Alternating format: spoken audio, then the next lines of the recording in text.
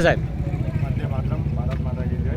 આજરોજ માલપુર નગર ખાતે માલપુર તાલુકાની તિરંગા યાત્રા યોજવામાં આવી। તિરંગા યાત્રાની અંદર માલપુર તાલુકાના તમામ કાર્યકર્તાઓ, સૈન્ય આગેવાનો, હોદ્દેદારો અને પ્રજામાંથી પણ ઘણા બધા લોકો તિરંગા યાત્રામાં જોડાયા છે। ભારતના પાકિસ્તાન સાથેના જે યુદ્ધની અંદર ભારતે જે કૌશલ બતાવ્યું અને આપણે જે વિજય પ્રાપ્ત કર્યો, સૈનિકો માટે સમગ્ર ભારત જ્યારે ગૌરવ અનુભવી રહ્યું છે ત્યારે માલપુર પણ એની સાથે જોડાયું છે અને તિરંગા યાત્રા નમસ્કાર। આજરોજ માલપુર ખાતે તાલુકા કક્ષાનું તિરંગા યાત્રા રેલીનું આયોજન કરવામાં આવ્યું હતું, જેમાં મોટા પ્રમાણમાં કાર્યકરો હાજર રહ્યા હતા।